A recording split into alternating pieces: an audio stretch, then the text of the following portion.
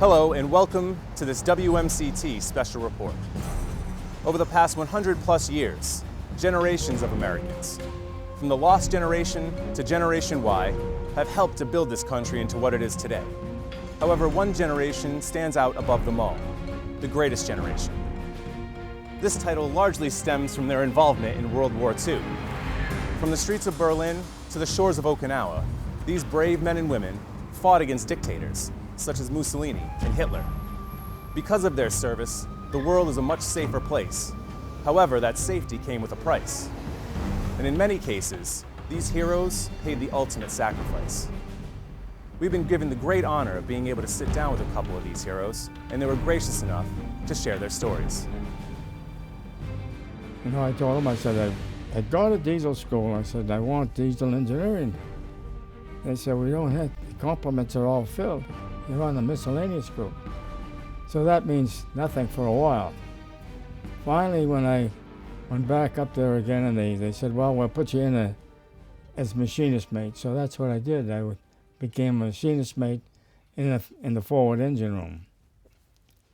We went to pre-commissioning in Newport, Rhode Island, and then we picked up the ship at Newport News, Virginia. And then I looked at the ship and I said, oh my God, I never saw anything so big in my life. Well, it's big, I'll tell you. And so then we went on pre-commissioning through, and then we came back, and then after that we went to San Diego. We went through the canal, went out to the Pacific. We went to San Diego, and then we went out to the Pacific. And the first time we were out in the Pacific, we were in the battles of the Philippines. And we got hit out there with a kamikaze, and he bombed, he dropped a bomb and hit one of the elevators, and we lost probably 8 people and 22 were injured. So we went back to Ulithi, which was a safe zone. In other words, it's an area where there's only one inlet and one outlet so that the submarines couldn't come in. And it was a safe zone.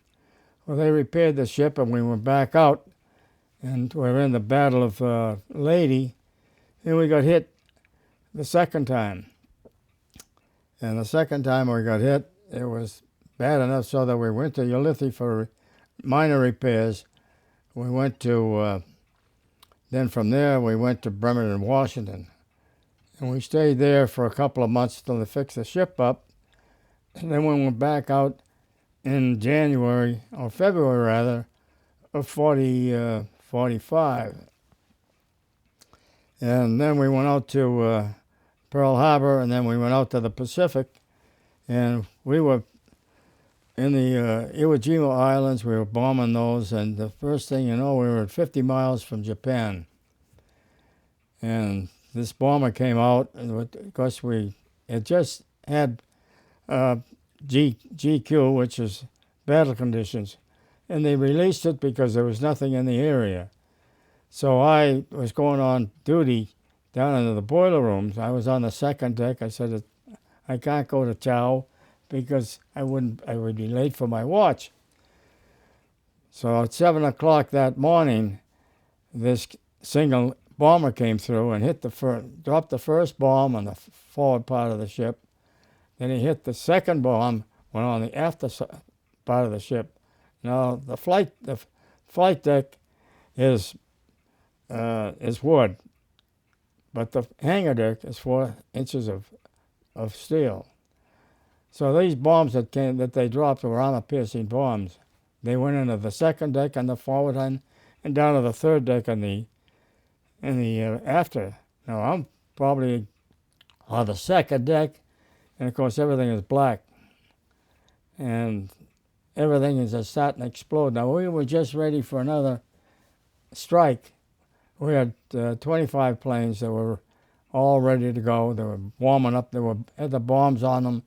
This is when this attack came, because it was supposed to be, we were relaxed because it was supposed to be safe in the area.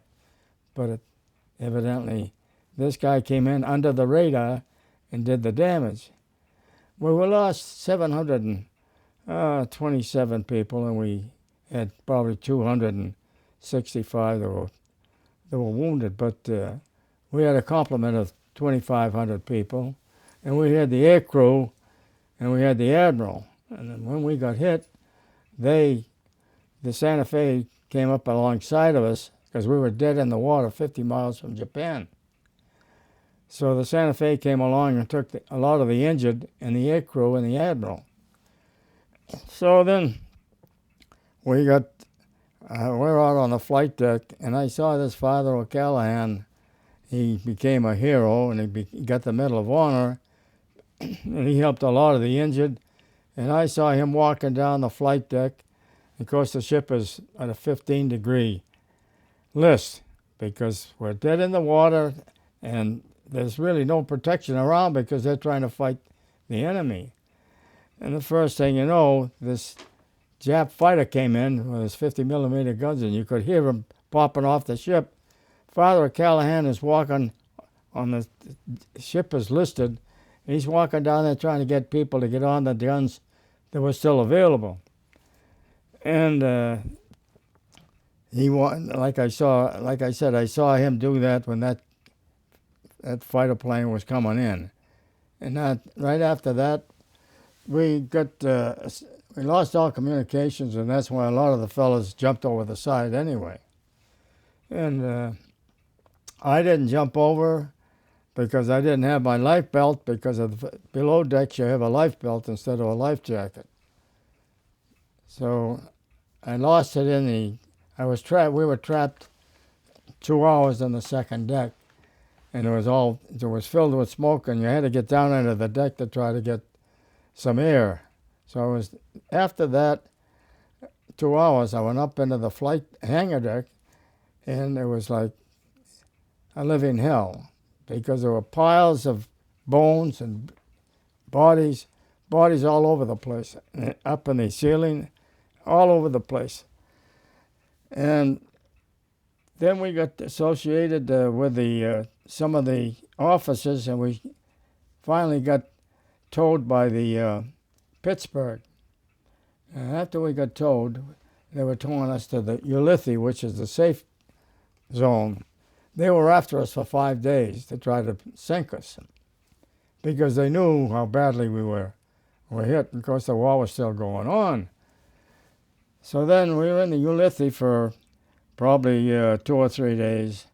And then we went from WWII, we went to Hawaii, and they were still taking bodies off the ship, even when we were in Hawaii.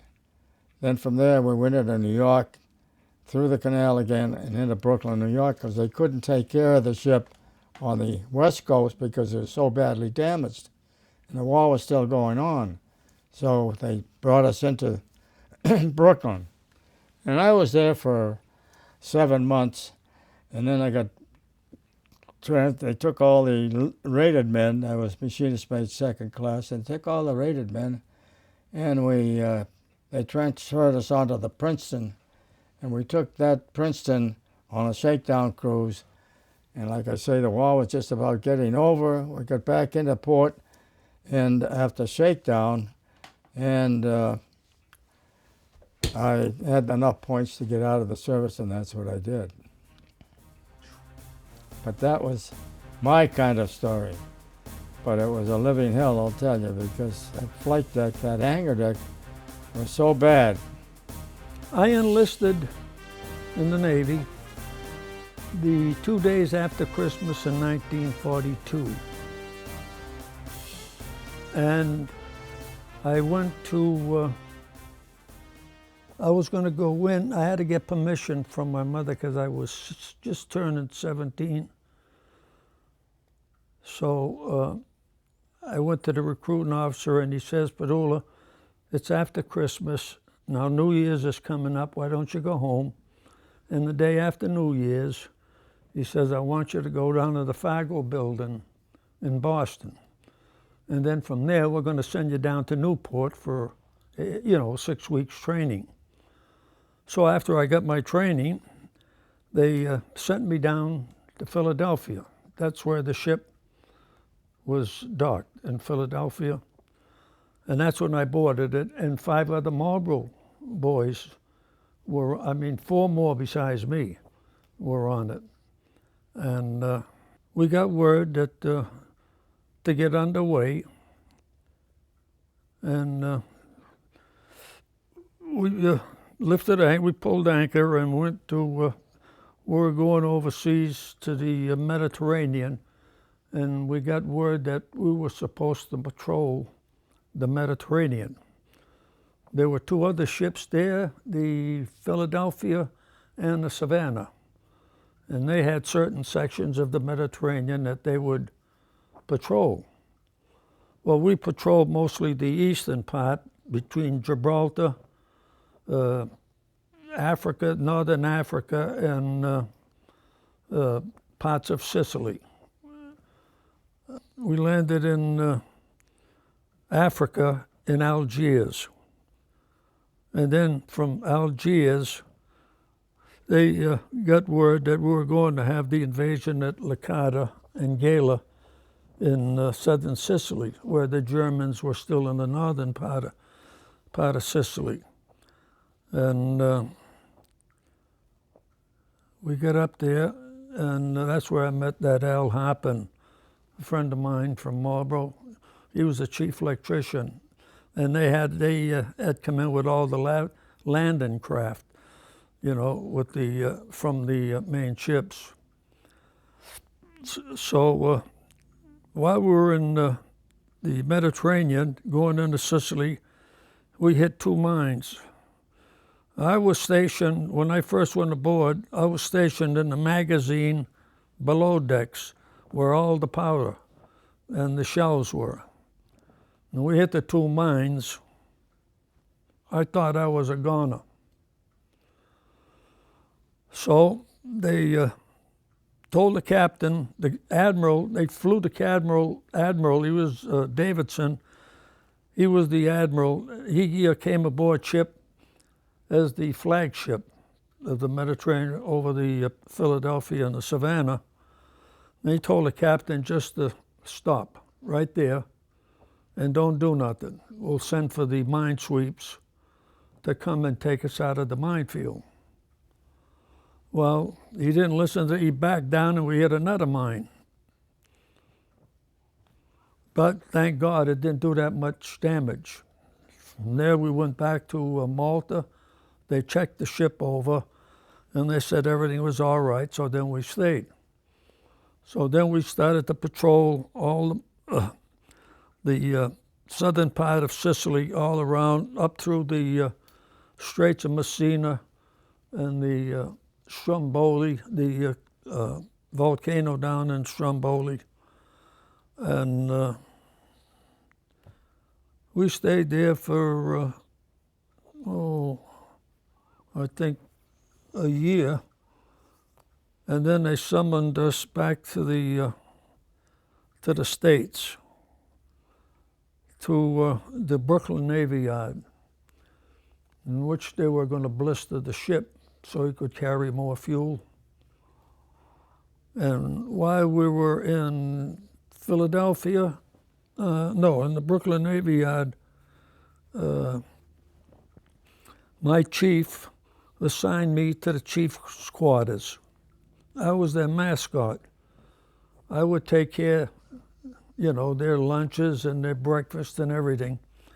And I got acquainted pretty good with him. And he asked me, he says, Pat, he says, do you want to do this? I says, no. He says, well, listen. He says, one of the fellows that was on the port catapult has been transferred. I'll give you the port catapult. So he gave me the port catapult, and the flight officer trained me on the catapult, when the planes, how to put the planes on, how to take care and maintain the catapult. And I did that for the rest of the time that I was in the Navy. And we were cruising around the islands and everything. I would shoot one of the planes off, which was Len Moss. He was a lieutenant at that time. And they'd showed recognition and see if there was any place that the English or the or the Americans wanted to, if they spotted a place or a bunker or something like that. And then he would land, and we would pick him up on a crane, an 8-foot crane, a mesh, with a hook on the pontoon that would hook onto the mesh, and then the winch man would wheel him in, and then you'd hook up on the crane. We'd pick him up and put him on the catapult. Now the catapult, to maintain the catapult, I had to grease the cables to make sure everything was all right. The carriage would have a 2-inch aluminum ring on the end where the plane sat on. So when the plane was shot off, the aluminum ring would break and then the plane would take off. But now in the meantime, a 6-inch powder case went into the breech. There was a breech onto the catapult. That's what fired the combustion chamber on the catapult, is what pulled the plane off. And the flight officer would get on the deck, and then when we shot a plane off, he would say to me, "Padula, the ship has to crest. We have to go around and crest. And at the highest point of the crest, if I give you the word and you don't pull that trigger, you're a dead man." So I says, "Okay." And I wouldn't even blink an eye, and I'd be right there waiting for him. And the minute she crested, he'd say, "Okay," and then I'd pull it, and then the plane would just barely get off and skim the water. If it was just a second later, he would dunk. Because the pontoons were long, they're about 10 foot long. And he'd just take off. And that's what, and then we would retrieve him and bring him back to the ship. And while we were patrolling, they got word that they wanted the Germans were up in Anzio. They wanted us to go up there and do some firing on the coast and Monte Casino. So we went up there. Of course, we were the flagship, and the admiral was aboard ship. We fired for 14 days and 14 nights. In the meantime, the chief, my general quarters in the meantime wasn't on the catapult, it was in the turret 4, the fort turret. And I was a loader inside the turret. That was my general quarters station. And we went up to Anzio and we fired.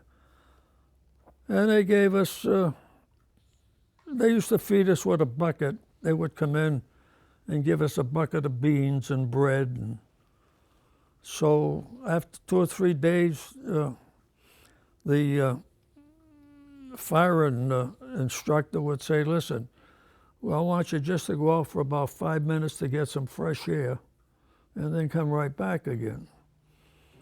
So I says, "All right, I'll go out and just get some fresh air, I'll come right back." In the meantime, they got word to open fire again. And that picked me 2 feet off the deck. My ears were ringing for two weeks. I was in sick bay. And after that, the doctor kept checking me over. He said, "You're all right, Padula." But I finally got, clear of the ring. From there, we finished. We patrolled. In the meantime, the Savannah got hit in the bow of the ship and lost 200 sailors. She patrolled the western section of the Mediterranean. And so we had to take her down to Malta to get her ready to take her back to the States so she could come back to the States and get repaired. In the meantime, Philadelphia and the Brooklyn, we were CL-40, and the Philadelphia was CL-41. Now, these were light cruisers with 6-inch guns and 6-inch armor belt. below the waterline. We got the Savannah back, and they got word to go up into Naples because the Germans were just getting out of Naples. And at nighttime, the Junkers, the Ju-88s, the 87s, and the 88s were the night fighters that used to come into the bay and drop flares to see if they could spot the ship, the Philadelphia or the Brooklyn. So we had to make the three-wing Ballantine circles all night long, just circles. And, you know, so it was crusted so they wouldn't hit us. But then come morning, you know, we'd get ready. Everything was all right. And on that day, I think it was in the 43 when Vesuvius erupted, when we were in the bay. We got 2 inches of ashes on the ship and the Philadelphia. We had to get down to Palermo and clean the ship. Took 2 weeks to clean it. Then from there, we made ports at back to Oran, Corsica, Oran, Sicily, and then Palermo. We based in Palermo at the breakwater. I got pictures of that. And then we got word to go up when they were in the Riviera, the French and the Italian Riviera. And we had to go up there to patrol because they were just going into France, the Germans.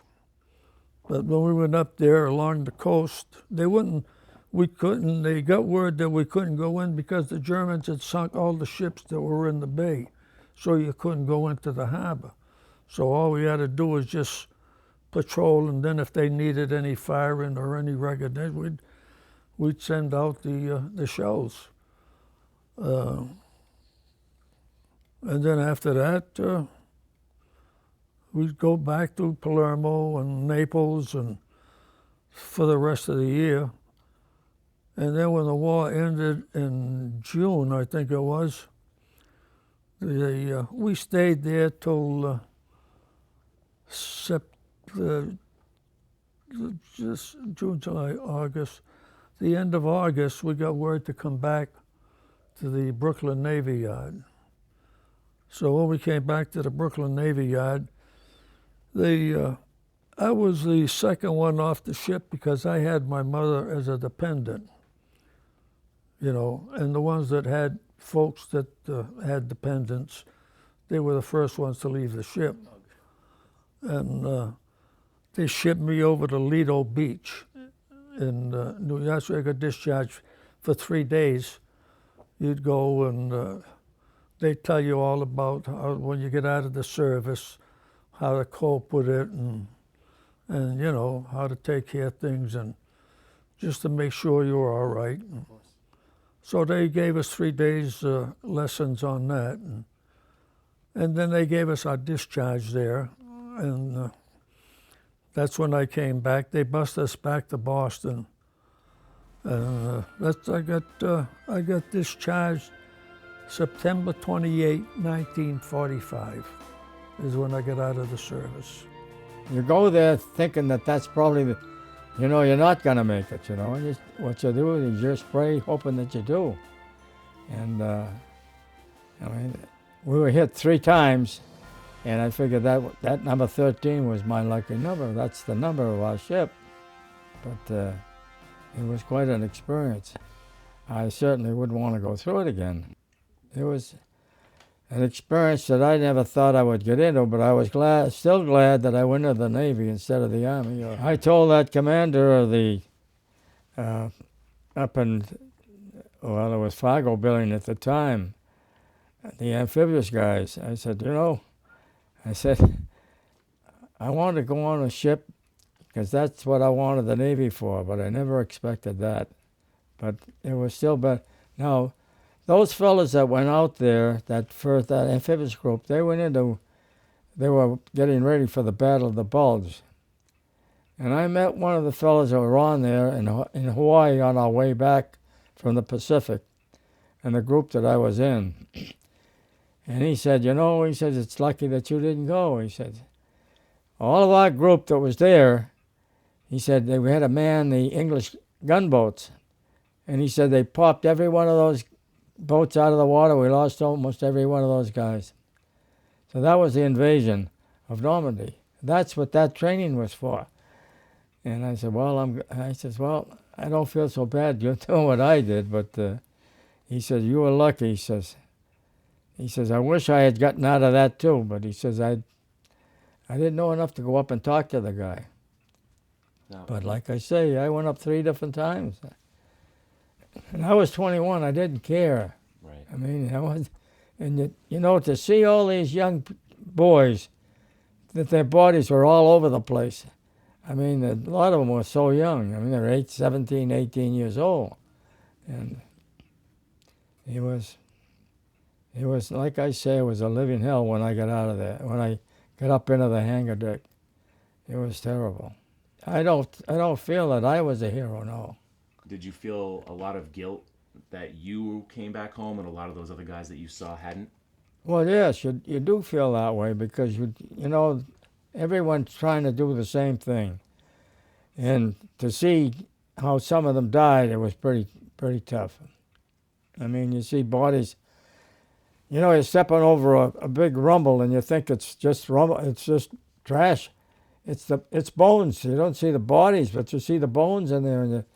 And like I say, the bodies are all over the place. And then you go into the different compartments, and some of these are flooded. You see the flooded bodies that are floating in the water. I mean, you see these young kids that, and of course, like I say, I was 21. I was older, and I felt bad for those kids too.